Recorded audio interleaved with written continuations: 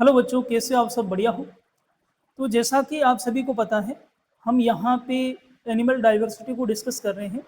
और animal diversity में सबसे पहले हम यहाँ पे प्रोटोजोआ फाइलम को डिस्कस कर रहे थे। हमने यहाँ पे कुछ टर्म्स के रिगार्डिंग हमने बात की।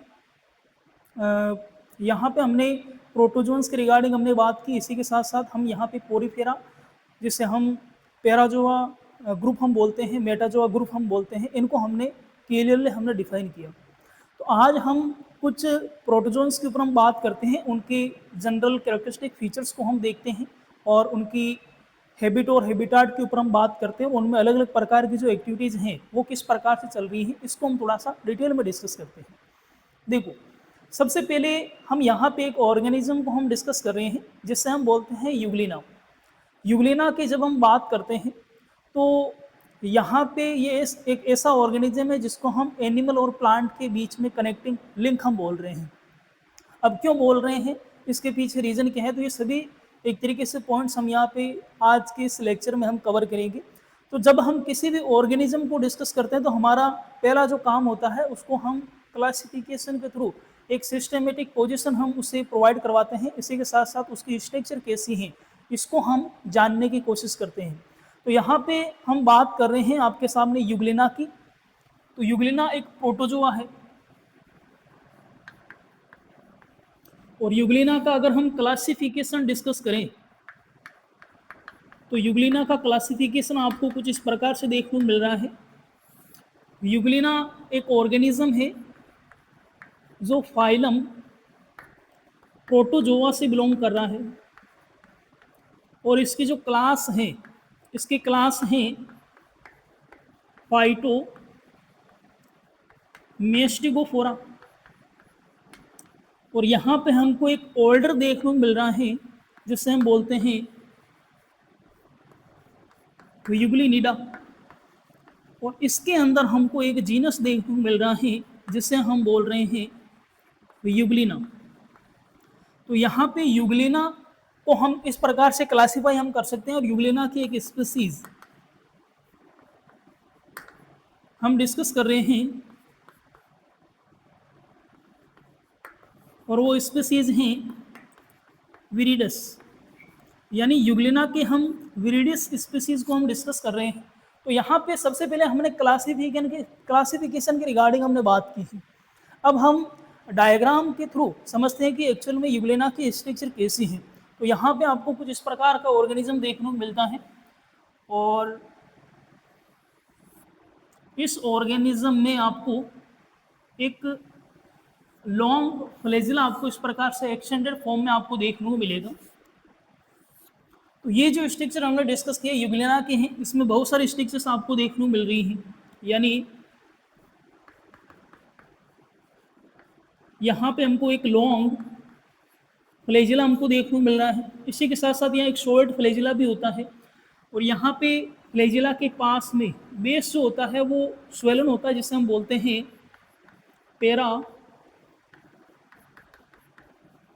Flagellar body. और पेरा फ्लैजिलर बॉडी के साथ साथ में यहाँ पे पोस्टीरियर रीजन के ऊपर एक स्ट्रक्चर होती है जिसे हम बोलते हैं स्टिग्मा। और ये दोनों स्ट्रक्चर्स कलेक्टिवली यहाँ पे फोटो रिसेप्टर का काम करती हैं। Photo receptor. तो आपको ध्यान में रखना है, एक लॉन्ग फ्लैजिला है और लॉन्ग फ्लैजिला का जो बेस है वो फूला हुआ है और उस फूले हुए बेस को हम यहाँ पे पेरा फ्लैजिलर बॉडी हम कंसिडर कर रहे हैं। और इसी के साथ साथ में यहाँ पे इसी रीजन के अंदर हमको एक रेड स्पॉट लाइक स्ट्रक्चर हमको देखने को मिलती है जिसे हम स्टिग्मा बोलते हैं। तो स्टिग्मा और पेरा फ्लैजिलर जो बॉडी है दोनों कलेक्टिवली एक तरीके से यहाँ पे फोटो रिसेप्टर का काम करती है। यानी लाइट जो आती है उसको सेंस करने की कैपेबिलिटी इस ऑर्गेनिज्म के अंदर है।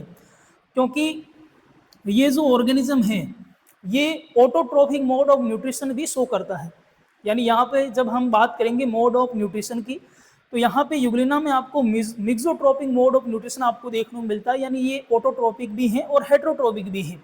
तो यहाँ पे इसको हम ऑटोट्रोफिक कंसिडर हम कर रहे हैं। यानी लाइट की परजेस में इसमें फूड बनाने की कैपेबिलिटी आपको देखने को मिल रही है। तो यहाँ पे लाइट एनर्जी को सेंस करने के लिए इसमें आपको रिसेप्टर्स देखने को मिल रहे हैं और इस प्रकार से आपको लाइन लाइक स्ट्रक्चर्स आपको देखने को मिलती है जिन्हें बोलते हैं मायोनिम्स, और मायोनिम्स यहाँ पे मसल्स से रिजेबलेंस यहाँ पे कर रही है, और इसमें आपको फूड वेक्यूल भी देखने को मिलती है। फूड वेक्यूल के साथ साथ में यहाँ पे आपको कॉन्टेक्टाइल वेक्यूल भी आपको देखने को मिलेगी।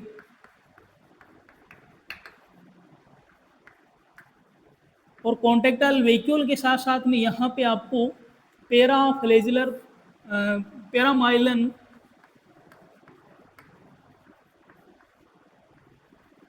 ग्राइन्यूल्स भी आपको देखने को मिलती हैं। तो यहाँ पे अगर हम बात करें इस ऑर्गेनिज्म की, तो इस ऑर्गेनिज्म में ये सारे स्ट्रक्चर्स आपको देखने को मिल रही है। इसकी जो आउटर कवरिंग है ये पेलिकल से बनी होती है। तो इस प्रकार से यूग्लेना के स्ट्रक्चर आपको देखने को मिल रही है, और इस स्ट्रक्चर में आपको ये सारे इंपॉर्टेंट स्ट्रक्चर्स आपको देखने को मिल रही हैं इसकी बॉडी के अंदर। तो यहाँ पे हमने यूग्लेना के क्लासिफिकेशन को डिस्कस किया है।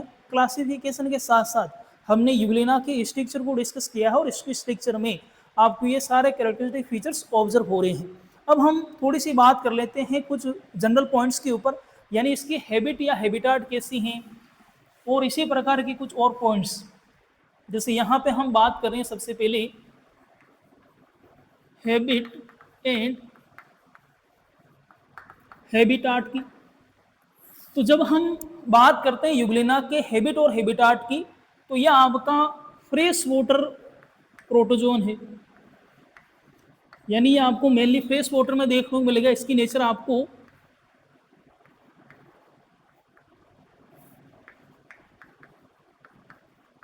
सोलेटरी नेचर आपको इसकी देखने को मिलती है, यानी अकेला रहना एक तरीके से ये पसंद करता है। और इसी के साथ साथ अगर हम बात करें तो ये फ्री स्विमिंग एबिलिटी रखता है, यानी इसमें लोकोमोशन या मूवमेंट करने की कैपेबिलिटी है, ये अपनी लोकेशन को चेंज करने में सक्षम है। तो यहाँ पे हम बात कर रहे हैं आपके सामने freely swimming, free swimming ability इसमें आपको देखने को मिल रही है। तो यहाँ पे हमने हैबिटाट और हैबिटाट को हमने डिस्कस किया है, यानी इस ऑर्गेनिज्म की प्रकृति कैसी है और ये ऑर्गेनिज्म किस प्रकार के आवास में रहता है। तो इसका आवास है फ्रेश वाटर इकोसिस्टम, और यहाँ पे ये सोलिटरी नेचर शो करता है, यानी ये ऑर्गेनिज्म अकेला रहना एक तरीके से पसंद करता है, और इस ऑर्गेनिज्म में मोमेंट या एक तरीके से गति करने की क्या है, कैपेबिलिटी है। थोड़ा सा हम लोकोमोशन या मोमेंट डिस्कस करते हैं बेटा जी। जब हम बात करते हैं आपके सामने यूग्लिना की, तो यूग्लिना के अंदर आपको लोकोमोशन या मोमेंट किस प्रकार से देखने को मिल रही है। तो लोकोमोशन या मोमेंट की अगर हम बात करें तो यहाँ पे आपको with the help of flagella जो आपको मोमेंट एबिलिटी आपको देखने को मिलेगी, उसे बोलते हैं फ्लैजिलेटेड मोमेंट, यानी इसमें आपको एक लॉन्ग फ्लैजिला देखने को मिल रहा है, और उस फ्लैजिला की हेल्प से ये एक स्थान से दूसरे स्थान पर एक तरीके से अपने आप को ले जाने में क्या है, सक्षम है, यानी एक स्थान से दूसरे स्थान तक मूवमेंट करने में ये केपेबल है। इसी के साथ साथ अगर हम बात करें तो यहाँ पे एक पॉइंट आपको और ध्यान में रखना है, यहाँ पे आपको यूग्लिनोइड मूवमेंट भी देखने को मिलती है। यूग्लिनोइड मूवमेंट क्या होती है बेटा जी, यूग्लिना के अंदर हमको मायोनिम्स देखने को मिल रही है, और मायोनिम्स की प्रेजेंस की वजह से, यानी विद द हेल्प ऑफ मायोनिम्स, ये अपने शेप में चेंज करने में कैपेबल है, जिसकी वजह से ये क्या होता है, फैलता और सिकुड़ता है और आगे की ओर मूवमेंट करता है। यानी जिस प्रकार से आपने स्विमर देखे होंगे, तो वो जिस प्रकार से फैल रहे हैं और सिकुड़ रहे हैं, उसकी वजह से क्या कर रहे हैं, वो आगे की ओर मूवमेंट कर रहे हैं, है ना। तो इसी प्रकार से यहाँ पे यूग्लिना भी एक तरीके से अपनी शेप को सिकोड़ता है और फैलाता है, सिकोड़ता फैलाता है और एक तरीके से क्या करता है, मूवमेंट करता है। इस मूवमेंट को हम स्पेशल नाम हम दे रहे हैं यूग्लिनोइड मूवमेंट, और ये मूवमेंट मायोनिम्स की हेल्प से ये करने में कैपेबल है। तो यहाँ पे कुछ जनरल बेसिक फीचर्स हम डिस्कस कर रहे हैं कि एक्चुअल में ये जो आपका यूग्लिना है, ये अपनी रेस्पिरेशन की, एक्सक्रीशन की, ऑस्मो रेगुलेशन की एक्टिविटीज जो किस प्रकार से रन करता है। तो यहाँ पे कुछ बेसिक फीचर्स, रेस्पायरेशन, रेस्पायरेशन के साथ साथ में एक्सक्रीशन की हम बात कर सकते हैं, ओस्मो रेगुलेशन की हम बात कर सकते हैं। तो ये जितनी भी एक्टिविटीज़ हैं ये आपको by the process of diffusion आपको कंप्लीट होती हुई देखने को मिलेगी। यानी इन सभी प्रोसेस के अंदर आपको डिफ्यूज़न कॉमन देखने को मिलेगा। और ये डिफ्यूज़न कहाँ से हो रहा है? With the help of general body surface, यानी जनरल बॉडी सरफेस के थ्रू आपको डिफ्यूजन की प्रोसेस देखने को मिलेगी। और रेस्पायरेशन, ओस्मो रेगुलेशन, एक्सक्रीशन, ये सारी एक्टिविटीज सिंपल डिफ्यूजन के थ्रू कंप्लीट होती हुई आपको यहाँ पे देखने को मिलेगी यूनिसेलुलर यूग्लिना के अंदर। कैसे देखने को मिलेगी बेटा जी? तो यहाँ पे हम एक छोटी सी स्ट्रक्चर हम डिस्कस कर रहे हैं यूग्लिना की, और इस कंसेप्ट को हम समझने की कोशिश कर रहे हैं। तो ये जो स्ट्रक्चर है ये है यूग्लिना की स्ट्रक्चर है। और यहाँ पे गैस का एक्सचेंज, जैसे CO2 आपकी आउटर एटमॉस्फेयर में सिंपल डिफ्यूजन के थ्रू रिलीज हो रही है, O2 यहाँ से अंदर एंटर कर रही है सिंपल डिफ्यूजन के थ्रू। इसी प्रकार से यहाँ पे जो नाइट्रोजनस वेस्ट बन रहे हैं वो सिंपल डिफ्यूजन के थ्रू बाहर एक्सिट आउट हो रहे हैं। यहाँ पे वाटर एंटर कर रहा है और यहाँ से वाटर आपका बाहर निकल रहा है। और यहाँ पे कॉन्ट्रेक्टाइल वैक्यूल्स की हम मदद ले रहे हैं। तो इस प्रकार से सारी एक्टिविटीज़, चाहे आपका रेस्पायरेशन हो, यानी ऑक्सीजन और CO2 गैसेज का एक्सचेंज हो, या एक तरीके से एक्सक्रीशन हो, यानी नाइट्रोजनस वेस्ट को बॉडी से रिमूव करना हो, या एक तरीके से वाटर की अमाउंट को रेगुलेट करना हो। यानी ये आपके यूनिसेलुलर ऐसे ऑर्गेनिज्म है जो फ्रेश वाटर इकोसिस्टम में रह रहे हैं, और इनमें कंटिन्यूसली वाटर एंटर करेगा। एंटर करने के बाद एक तरीके से ये ऑर्गेनिज्म को क्या कर देगा, एक तरीके से ऑर्गेनिज्म को एक्सपेंड कर देगा, और फाइनली ऑर्गेनिज्म क्या हो जाएगा, डिस्ट्रॉय हो जाएगा। लेकिन आपको ऐसा नहीं देखने को मिलता है। क्यों नहीं देखने को मिलता है?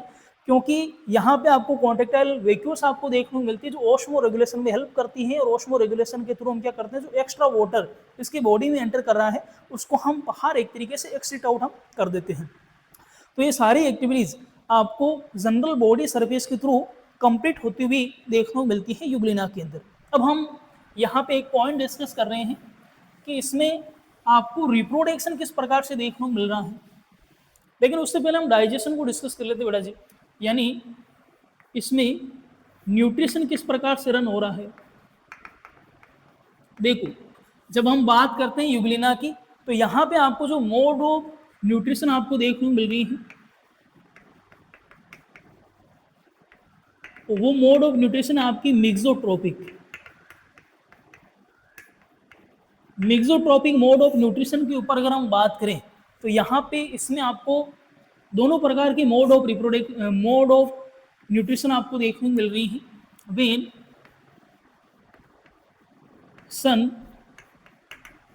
लाइट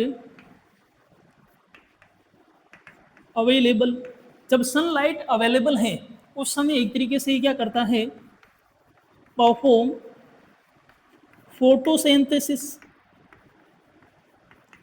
और फोटोसिंथेसिस के थ्रू अपना ये फूड खुद बनाता है। तो इस समय इस ऑर्गेनिज्म को हम कंसिडर करते हैं ऑटोट्रोफिक।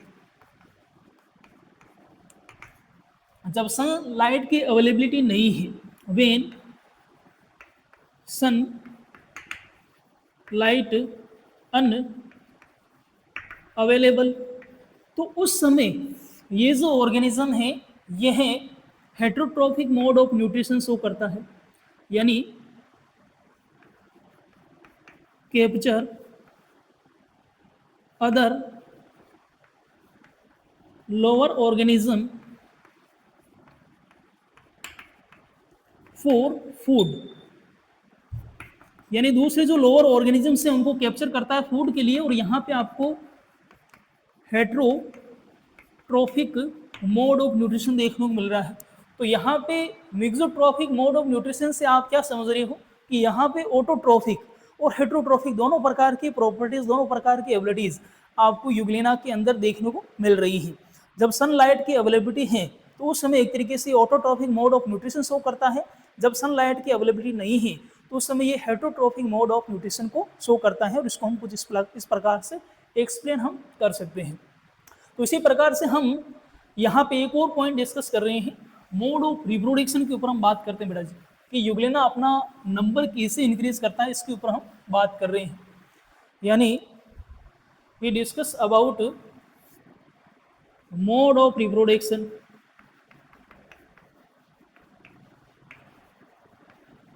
मोड ऑफ रिप्रोडक्शन के ऊपर जब हम बात करते हैं तो यहाँ पे आपको बाइनरी फिजन आपको देखने को मिलेगा। और बाइनरी फिजन में क्या होता है, बाइनरी फिजन में एक ऑर्गेनिज्म से दो ऑर्गेनिज्म बनते हैं।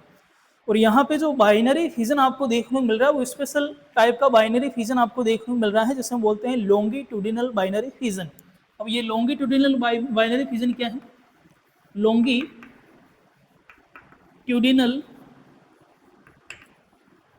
बाइनरी फिजन, यानी स्पेशल टाइप का बाइनरी फिजन आपको देखने को मिल रहा है, लॉन्गिट्यूडिनल बाइनरी फिजन। जैसे यहाँ पे एक आपको इस प्रकार से युग्लिना आपको देखने को मिल रहा है, और ये युग्लिना यहाँ पे बीच में से इस लॉन्गिट्यूडिनल एक्सिस के थ्रू इस प्रकार से दो पार्ट्स में इस प्रकार से बढ़ जाता है, और फिर ये एक तरीके से आपकी जो ग्रो है ये नीचे की ओर एक तरीके से ग्रो करती है, और लॉन्गिट्यूडिनल एक्सिस पर, लॉन्गिट्यूडिनल एक्सिस के थ्रू इस प्रकार से दो नए अमीबा का आपको फॉर्मेशन देखने को मिलता है। तो ये जो प्रोसेस है जिसके थ्रू एक से दो अमीबा बने हैं लॉन्गिट्यूडिनल एक्सिस के थ्रू, यानी टॉप टू बॉटम एक्सिस के थ्रू, तो यहाँ पे इस प्रकार के बाइनरी फ्यूजन को हम बोलते हैं लॉन्गिट्यूडिनल बाइनरी फ्यूजन। इसी के साथ साथ यहाँ पे आपको मल्टीपल फ्यूजन भी देखने को मिलता है। अभी हमने बाइनरी फ्यूजन को हमने डिस्कस किया है, इसी प्रकार से युग्लिना में आपको मल्टीपल फ्यूजन भी देखने को मिलता है। और मल्टीपल फ्यूजन में आपको क्या कंडीशन देखने को मिलेगी, यहाँ पे एक ही युग्लिना बहुत सारे एक तरीके से छोटे छोटे युग्लिना के अंदर क्या हो जाता है, बढ़ जाता है। कैसे बढ़ जाता है, जैसे यहाँ पे इनिशियली आपको एक इस प्रकार से एक युग्लिना आपको देखने को मिल रहा है, फिर यहाँ पे इस प्रकार से कोई एक स्ट्रक्चर बनती है, और उस स्ट्रक्चर में बहुत सारे छोटे छोटे युग्लिना आपको एक साथ देखने को मिलेंगे। तो ये जो कंडीशन बनी है, तो ये मल्टीपल फ्यूजन आपको देखने को मिल रहा है, एक साथ बहुत सारे युग्लिना एक साथ अरेंज हैं, और यहाँ पे एक साथ बहुत सारे युग्लिना बने हैं, इसलिए इसे मल्टीपल फ्यूजन हम बोल रहे हैं। यानी एक से दो, दो से चार, इस प्रकार से फ्यूजन के थ्रू बहुत सारे आपके युग्लिना एक साथ बन रहे हैं। और यहाँ पे ये जो स्टेज बनी जिसमें आपको एक साथ बहुत सारे युग्लिना एक साथ देखने को मिल रहे हैं, इसे बोलते हैं पल्मेला स्टेज। और ये जब यहाँ पे ये जो आउटर जो कवर है जब ये ब्रेक होगा तो ये सारी युग्लिना क्या होंगे, आउटर एटमॉस्फेयर में क्या हो जाएंगे, रिलीज हो जाएंगे, और साइज में क्या करेंगे, ग्रो करेंगे। इस प्रकार से आपको मल्टीपल फ्यूजन के थ्रू भी यहाँ पे युग्लिना में आपको क्या देखने को मिलता है, मोड ऑफ रिप्रोडक्शन आपको देखने को मिल रहा है। अब हम यहाँ पे कॉमन पॉइंट हम डिस्कस करते हैं कि युग्लिना को हम एनिमल और प्लांट के बीच में कनेक्टिंग लिंक हम कंसिडर कर रहे हैं। तो यहाँ पे इसको एनिमल और प्लांट के बीच में कनेक्टिंग लिंक हम क्यों कंसिडर कर रहे हैं, इस पॉइंट के ऊपर हम थोड़ी सी बात करते हैं बेटा। तो देखो यहाँ पे एक पॉइंट हम डिस्कस कर रहे हैं,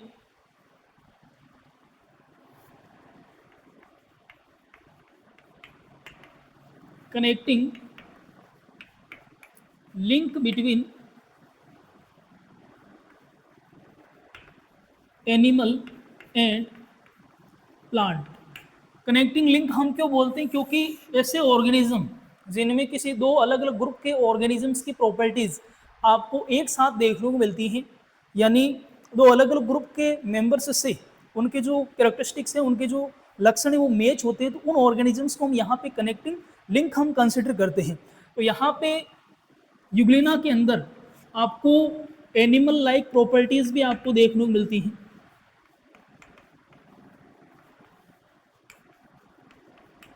और एनिमल लाइक प्रॉपर्टीज की अगर हम बात करें तो यहाँ पे आपको सेल वॉल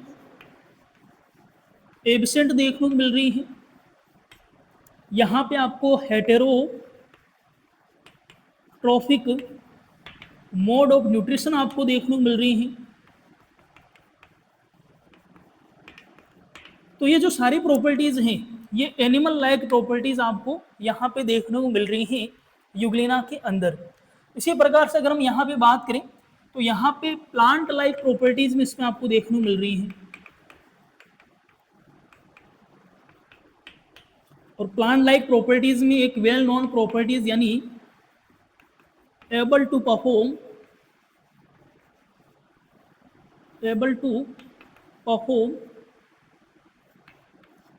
फोटोसिंथेसिस, यानी फोटोसिंथेसिस को परफॉर्म करने में ये केपेबल है। तो ये एबिलिटी आपको प्लांट लाइक प्रॉपर्टी इसमें आपको देखने को मिल रही है। तो इस प्रकार से हम बोल सकते हैं कि आपका जो यूग्लिना है वो एनिमल और प्लांट के बीच का क्या है, कनेक्टिंग लिंक है। अब इसी प्रकार से हम एक नए ऑर्गेनिज्म के ऊपर हम बात करते हैं जिससे हम बोलते हैं अमीबा। तो अमीबा की स्ट्रक्चर किस प्रकार की है, अमीबा में कौन कौन सी प्रॉपर्टीज आपको देखने को मिल रही हैं, तो इन सभी पॉइंट्स के ऊपर हम वन बाय वन हम बात करते हैं। अमीबा एक सिंपल ऑर्गेनिज्म है और ये भी एक तरीके से आपका प्रोटोजोआ जो फाइलम है उसी से ही बिलोंग करता है। तो इसके ऊपर हम थोड़ी सी डिटेल में बात करते हैं। सबसे पहले हम यहाँ पे अमीबा के क्लासिफिकेशन के ऊपर हम बात करते हैं बेटा जी। हम डिस्कस कर रहे हैं अमीबा को और ये भी एक प्रोटोजोन है। यहाँ पे जो फाइलम हमको देखने को मिल रहा है वो है प्रोटोजोआ। यहाँ पे जो हमको क्लास देखने को मिलेगी वो है राइजोपोडा। और यहाँ पे आपको एक ऑर्डर आपको देखने को मिल रहा है, ऑर्डर है अम्बीबिडा। अम्बीबिडा ऑर्डर के अंदर आपको अमीबा देखने को मिल रहा है और अमीबा आपका पर्टुइस है। ये जीनस की अगर हम बात करें तो अमीबा और यहाँ पे स्पीसीज पर्टुइस स्पीसीज की हम बात कर रहे हैं। तो यहाँ पे हमने जनरल क्लासिफिकेशन हमने डिस्कस किए हैं अमीबा का कि एक्चुअल में अमीबा आपके एनिमल किंगडम में कहाँ एग्जिस्ट कर रहा है, इसको हमने डिस्कस किया है। अब हम अमीबा के स्ट्रक्चर के ऊपर हम बात करते हैं और अमीबा के स्ट्रक्चर में जिस प्रकार से आपको यूग्लिना की स्ट्रक्चर देखने को मिल रही थी इसी प्रकार से अमीबा की स्ट्रक्चर होती है। लेकिन अमीबा की जो स्ट्रक्चर होती है वो फिक्स नहीं होती है ना, इरेगुलर एक तरीके से इसकी स्ट्रक्चर होती है और इसको हम किसी भी प्रकार से एक तरीके से ड्रॉ हम कर सकते हैं। इस प्रकार से हमने एक अमीबा की स्ट्रक्चर हमने ड्रॉ की है। तो ये जो स्ट्रक्चर है ये अमीबा को शो कर रही है और यहाँ पे एक्सटेंडेड फॉर्म में जो आपको आगे साइटोप्लाज्म देखने को मिल रहा है इसे हम सूडोपोडिया हम कंसिडर करते हैं। यहाँ पे एक आपको न्यूक्लियस देखने को मिलेगा, यहाँ पे आपको एक कवरिंग देखने को मिल रही है प्लाज्मा लेमा और यहाँ पे एक कॉन्ट्रेक्टाइल वेक्यूल आपको देखने को मिल रही है और कॉन्ट्रेक्टाइल वेक्यूल की अगर हम बात करें तो ये ऑस्मो रेगुलेशन में इंपॉर्टेंट रोल प्ले करती है। और यहाँ पे आपको इसका प्रोटोप्लाज्म आपको देखने को मिल रहा है और प्रोटोप्लाज्म को हम यहाँ पे एक्टोप्लाज्म और एंडो इस प्रकार से हम क्या कर सकते हैं, डिफ्रेंशिएट कर सकते हैं। यानी अगर प्लाज्मा लेमा के साथ में जो एक तरीके से प्रोटोप्लाज्म प्रेजेंट है उसके लिए हम यहाँ पे टर्म जो यूज़ कर रहे हैं वो यूज़ कर रहे हैं एक्टोप्लाज्म। और जो प्रोटोप्लाज्म आपका इस अंदर वाले रीजन में एग्जिस्ट कर रहा है उसको हम बोल रहे हैं एंडोप्लाज्म। और यहाँ पे कुछ फूड व्हीकल्स वगैरह भी आपको देखने को मिल सकती है, फूड व्हीकल। तो इस प्रकार से ये जो सिंपल स्ट्रक्चर हमको देखने को मिल रही है ये अमीबा की स्ट्रक्चर है। उसमें ये सारी आपकी ये जो बॉडी है ये अमीबा की बॉडी और इसमें ये सारी स्ट्रक्चर्स हमको देखने को मिल रही हैं। अब हम वन बाय वन एक तरीके से कुछ पॉइंट्स के ऊपर हम बात करते हैं, जिससे सबसे पहले हम यहाँ पे हैबिट और हैबिटाट के ऊपर हम बात करते हैं बेटा, यानी अमीबा का हैबिट और हैबिटाट कैसा है। जिस प्रकार से यूग्लिना हमें फ्रेश वाटर इकोसिस्टम में देखने को मिल रहा था उसी प्रकार से हैबिट एंड हैबिटाट। तो यहाँ पे एक पॉइंट आपको ध्यान में रखना है, ये भी फ्रेश वाटर इकोसिस्टम में एक तरीके से एग्जिस्ट करता है। इसकी जो नेचर होती है वो भी सोलिटरी होती है, और यह फ्री स्विमिंग एबिलिटी रखता है, यानी फ्रीली एक तरीके से ये क्या करता है, स्विम करने की कैपेबिलिटी रखता है। इसके अंदर आपको एक प्रोटोप्लाज्म का एक्सटेंडेड फॉर्म आपको देखने को मिल रही है, जिसे हम सूडोपोडिया बोल रहे हैं, और सूडोपोडिया की हेल्प से ये लोकोमोशन या मूवमेंट करने में कैपेबल है। तो ये भी एक तरीके से फ्री स्विमिंग एबिलिटी रख रहा है, सोलिटरी नेचर रख रहा है, फ्रेश वाटर इकोसिस्टम के अंदर ये एग्जिस्ट करता है। तो ये कुछ पॉइंट्स आपको हैबिट और हैबिटाट के रिगार्डिंग ध्यान में रखने हैं। इसी प्रकार से हम यहाँ पे लोकोमोशन या मूवमेंट की हम बात कर सकते हैं, और ये बड़ा ही इंपॉर्टेंट पॉइंट है, यानी लोकोमोशन एंड मूवमेंट।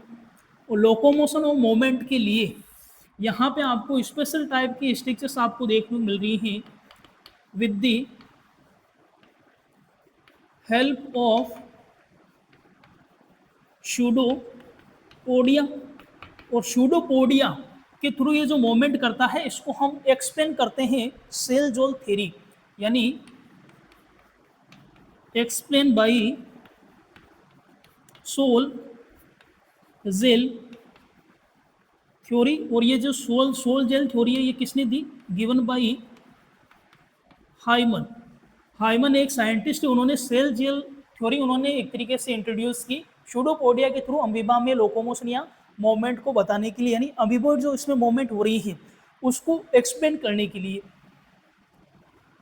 यानी यहाँ पे आपको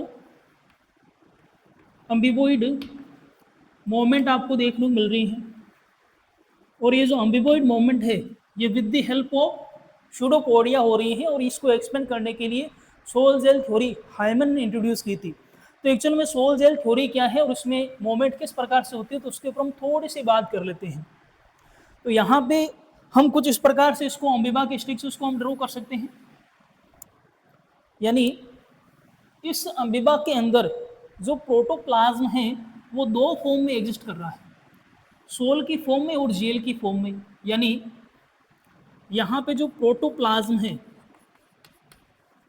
वो दो फॉर्म में एग्जिस्ट कर रहा है, सोल एंड जेल।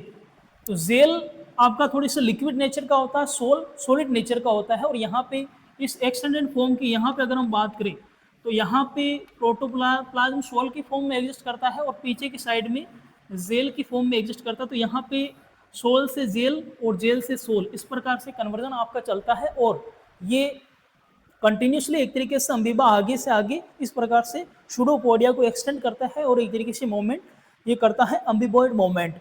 और यहाँ पे अगर हम बात करें इसके एंटीरियर रीजन की, तो यहाँ पे शोल आपको देखने को मिलेगा, और ये शोल यहाँ से डिजोल्व होकर जेल में कन्वर्ट होगा और पीछे से जेल आगे मूवमेंट करेगा, यानी प्रोटोप्लाज्मिक मूवमेंट आपको देखने को मिल रही है। और यहाँ पे सोल का जेल से, जेल का सोल से रिप्लेसमेंट आपको देखने को मिल रहा है। इन दोनों का एक्सचेंज इस प्रकार से आपको देखने को मिल रहा है, जिसकी वजह से अमीबा क्या करता है, अम्बिबॉइड मूवमेंट करता है और एक तरीके से अपनी लोकेशन को चेंज करता है इकोसिस्टम में, एनवायरमेंट में। अब हम यहाँ पे कुछ बेसिक पॉइंट्स के ऊपर हम बात कर ले रहे हैं कि इसमें रेस्पिरेशन, एक्सक्रीशन, ऑस्मो रेगुलेशन की एक्टिविटीज किस प्रकार से रन हो रही हैं, तो इसको हम थोड़ा सा डिटेल में डिस्कस करते हैं बेटा जी। यानी अभी हमने आपके सामने यूग्लेना की बात की थी, और यूग्लेना में ये सारी एक्टिविटीज आपको via general body surface complete होती हुई देखने को मिलती हैं। इसी प्रकार से अमीबा के अंदर भी आपको रेस्पिरेशन, इसी के साथ साथ हम यहाँ पे एक्सक्रीशन की हम बात कर सकते हैं, ओस्मो रेगुलेशन की हम बात कर सकते हो। तो ये सारी एक्टिविटीज आपको बाय डिफ्यूजन आपको देखने को मिलेगी वाया जनरल बॉडी सरफेस, यानी जनरल बॉडी सरफेस के थ्रू आपको डिफ्यूजन के थ्रू ये सारी एक्टिविटीज होती हुई देखने को मिलेगी। और इसमें ज़्यादा एक्सप्लेन करने का है नहीं बेटा जी, क्योंकि ये जो यूनिसेलुलर ऑर्गेनिज्म है ये एक्वेटिक वाटर मीडियम कंडीशंस में सर्वाइव कर रहे हैं, एनवायरनमेंट के डायरेक्ट कांटेक्ट में है। और यहाँ पे डिफ्यूजन को थोड़ा सा हम एक्सप्लेन कर देते हैं। डिफ्यूजन एक एक्टिविटी है जिसमें जो पदार्थ होते हैं वो अपनी हाई कॉन्सेंट्रेशन से लो कॉन्सेंट्रेशन की ओर क्या करते हैं, मूवमेंट करते हैं। तो यहाँ पे हमने गैस एक्सचेंज की हमने बात की, हमने कहा कि O2 एंटर कर रही है, CO2 यहाँ से रिलीज हो रही है। तो इस एक्टिविटी में क्या हो रहा है कि आउटर एटमॉस्फेयर के अंदर जो ऑक्सीजन है उसकी कॉन्सेंट्रेशन ज़्यादा है, लेकिन अमीबा के अंदर ऑक्सीजन की कॉन्सेंट्रेशन कम है, तो बाहर से अंदर की ओर क्या करेगी, ऑक्सीजन एंटर हो जाएगी सिंपल डिफ्यूजन के थ्रू।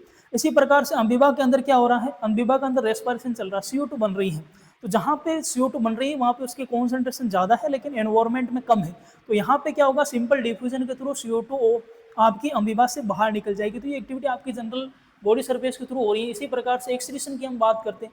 एक्सक्रीशन में क्या होता है कि हम नाइट्रोजनस वेस्ट को बॉडी से रिमूव करते हैं।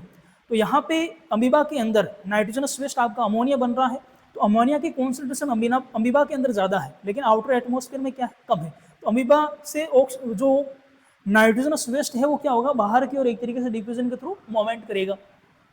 और यहाँ पे ओस्मो रेगुलेशन की अगर हम बात करें, ओस्मो रेगुलेशन को आप कुछ इस प्रकार से समझ सकते हो, जैसे एक जनरल हम एग्जांपल हमेशा यूज़ करते हैं, उसमें हम डिस्कस करते हैं कि जैसे आपने किशमिश आपने देखी होगी, किशमिश को जब हम किसी वाटर के अंदर डिप हम करते हैं तो वो धीरे धीरे क्या हो जाता है, फूल जाती है। इसी प्रकार से ये जो यूनिसेलुलर ऑर्गेनिज्म है ये भी इसी प्रकार के एनवायरमेंटल कंडीशंस में रह रहे हैं, और सेल के अंदर जो आयंस है, डिफरेंट टाइप के कंपोनेंट्स हैं, उनकी कॉन्सेंट्रेशन क्या है, ज़्यादा है, और वाटर की concentration as compare to outer atmosphere क्या है, कम है। तो वाटर क्या करेगा, बाहर से अंदर एंटर करेगा डिफ्यूजन के थ्रू, है ना।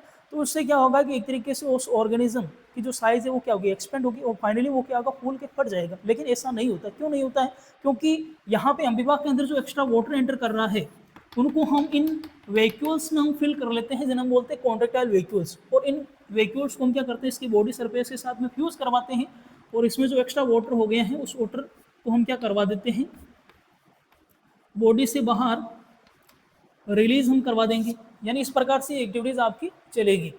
अब हम यहाँ पे एक पॉइंट डिस्कस कर रहे हैं कि इनमें मोड ऑफ न्यूट्रिशन किस प्रकार से आपको देखने को मिलती है। अमीबा की एक स्पेशल टाइप की एबिलिटी हम डिस्कस कर रहे हैं, एक प्रोसेस हम डिस्कस कर रहे हैं, मोड ऑफ न्यूट्रिशन। और न्यूट्रिशन अपनी रिक्वायरमेंट कैसे फुलफिल करता है, by the process of phagocytosis. Phagocytosis, phagocytosis में क्या होता है बेटा जी, जैसे ये कोई अमीबा है और इस अमीबा के सराउंडिंग इस प्रकार से कोई फूड पार्टिकल है, तो अमीबा क्या करेगा, अमीबा ये अपनी वॉल के अंदर इस प्रकार से कप लाइक स्ट्रक्चर डेवलप करेगा, और ये सराउंडिंग में फूड पार्टिकल से इनको क्या करेगा, इस कप में क्या करेगा, फिल करेगा इस प्रकार से, और फिल करने के बाद ये अपनी मेम्ब्रेन्स को क्या कर लेगा, फ्यूज कर लेगा। फ्यूज कर लेगा तो ये जो वैक्यूल बनी है, ये वैक्यूल यहाँ से क्या हो जाएगी, अंदर रिलीज होएगा, जिसे हम बोलेंगे फूड वैक्यूल। यानी यहाँ पे आपको क्या देखने को मिल रहा है, अमीबा सराउंडिंग में जो एक तरीके से फूड पार्टिकल्स है उनको क्या करता है, इनगल्फ करता है फेगोसाइटोसिस के थ्रू। सबसे पहले कप से स्ट्रक्चर बनाएगा, सारे पार्टिकल्स उसमें फिल करेगा, फिल करने के बाद मेम्ब्रेन को फ्यूज करके फूड वैक्यूल को क्या कर लेगा, साइटोप्लाज्म में रिलीज करवा लेगा, और ये फूड वैक्यूल को क्या करेगा, कंटिन्यूसली क्या करेगा, यहाँ पे डाइजेशन आपको देखने को मिलेगा, और फूड जो मॉलिक्यूल्स हैं उनको ये साइटोप्लाज्म में रिलीज करेगा, और इसकी जितनी भी एक्टिविटीज़ इसमें रन हो रही है उनके लिए एज ए एनर्जी सोर्स इसे क्या करेगा, ये यूज़ करेगा। यानी आपको देखने को मिल रहा है लिविंग ऑर्गेनिज्म के अंदर सभी प्रकार की जो गतिविधियां चल रही हैं उन सभी गतिविधियों के लिए एनर्जी की आवश्यकता है। तो इस प्रकार से अमीबा अपने सराउंडिंग एनवायरनमेंट में जो छोटे माइक्रो ऑर्गेनिजम्स वगैरह हैं या छोटे स्ट्रक्चर के जो अदर ऑर्गेनिजम्स हैं उनको एज ए फूड क्या करता है, कंज्यूम करता है फेगोसाइटोसिस की प्रोसेस के थ्रू। और ये आपको जनरल कॉमन प्रोसेस आपको देखने को मिलती है इसमें मोड ऑफ न्यूट्रिशन के अंदर। तो यहाँ पे हम एक पॉइंट हम डिस्कस कर रहे हैं, अमीबा अपना नंबर कैसे इंक्रीज करता है, यानी मोड ऑफ रिप्रोडक्शन को भी हम डिस्कस कर ले रहे हैं। मोड ऑफ रिप्रोडक्शन या रिप्रोडक्शन इन अमीबा हम डिस्कस कर रहे हैं। तो आपको यहाँ पे ध्यान में रखना है कि अमीबा में मोड ऑफ रिप्रोडक्शन कंडीशन के ऊपर डिपेंड करता है, यानी डिपेंड्स अपॉन कंडीशन, यानी आउटर एटमॉस्फेयर की सिचुएशन कंडीशन कैसी है। अगर एनवायरमेंटल आपका कैसा है, फेवरेबल है, तो उस कंडीशन में आपको यहाँ पे क्या देखने को मिलेगा, यहाँ पे आपको बाइनरी फिजन के थ्रू मोड ऑफ रिप्रोडक्शन आपको देखने को मिलेगा। यानी अमीबा क्या होगा, जैसे ये सिंपल अमीबा है, तो ये अमीबा क्या होगा, बीच में से इस प्रकार से क्या होगा, अंदर की ओर धंस जाएगा, और यहाँ पे बीच में से अलग होने के बाद एक अमीबा ये और दूसरा अमीबा ये, यानी यहाँ पे बाइनरी फिजन के थ्रू आपको क्या देखने को मिल रहा है, मोड ऑफ रिप्रोडक्शन देखने को मिल रहा है। जब फेवरेबल एनवायरमेंटल कंडीशन है तब अमीबा के अंदर, जब अन फेवरेबल एनवायरमेंटल कंडीशन होगी तो उस समय जो आपको यहाँ पे एक्टिविटी आपको देखने को मिलेगी या मोड ऑफ रिप्रोडक्शन जो आपको देखने को मिलेगा वो आपको देखने को मिलेगा स्पोरुलेशन के थ्रू। स्पोरुलेशन में क्या होता है बेटा जी, तो यहाँ पे ये जो अमीबा है, इस अमीबा के साइड में इस प्रकार से मोटी एक थिक कवरिंग इस प्रकार से डेवलप हो जाती है, और यहाँ पे इनसाइट्समेंट एक तरीके से हमको देखने को मिल रहा है, स्पोर लाइक स्ट्रक्चर बन गई है अमीबा की। और अमीबा के अंदर ये जो प्रोटोप्लाज्म है ये बहुत सारे टुकड़ों में क्या हो जाएगा, बट जाएगा, और जब फेवरेबल एनवायरमेंटल कंडीशन आएगी तो ये पोर्ट क्या होगा, ब्रेक होगा। ब्रेक होने के बाद यहाँ पे बहुत सारे छोटे छोटे स्पोर्स लाइक स्ट्रक्चर क्या होगी, एटमॉस्फेयर में रिलीज होगी, और हर एक स्ट्रक्चर से क्या होगा, एक अमीबा एक तरीके से आपका यहाँ पे डेवलप हो जाएगा। तो अमीबा के अंदर फेवरेबल और अनफेवरेबल एनवायरमेंटल कंडीशन दोनों से एक तरीके से बाहर निकलने की कैपेबिलिटी है। यहाँ पे जो मोड ऑफ रिप्रोडक्शन आपको देखने को मिल रहा है वो आपको बाइनरी फिजन के थ्रू, मल्टीपल फिजन के थ्रू भी देखने को मिल रहा है, और इसी के साथ साथ यहाँ पे आपको स्पोरुलेशन जो अनफेवरेबल एनवायरमेंटल कंडीशंस में अमीबा के सर्वाइवल को इंश्योर करता है, इसके थ्रू भी आपको यहाँ पे रिप्रोडक्शन देखने को मिल रहा है। तो इस प्रकार से हमने यहाँ पे मेनली दो ऑर्गेनिजम्स की रिगार्डिंग हमने बात की है। सबसे पहले हमने पैरामीशियम को सबसे पहले हमने यहाँ पे यूग्लिना को डिस्कस किया, और इसके बाद हमने अमीबा के ऊपर बात की। तो इस प्रकार से आप इन ऑर्गेनिजम्स को समझ सकते हो। यह हमने शॉर्ट में एक तरीके से इन ऑर्गेनिजम्स का इंट्रोडक्शन हमने आपके सामने क्रिएट किया है। अब यहाँ जो हम टर्मिनोलॉजी हम यूज़ कर रहे हैं इसको आप डिस्क्राइब आप कर सकते हो, एक तरीके से अपनी लैंग्वेज में आप लिख सकते हो। तो आज के लिए इतना ही काफ़ी है, मिलते हैं नए वीडियो लेक्चर में किसी नए टॉपिक के साथ। Thank you all of you बेटा जी।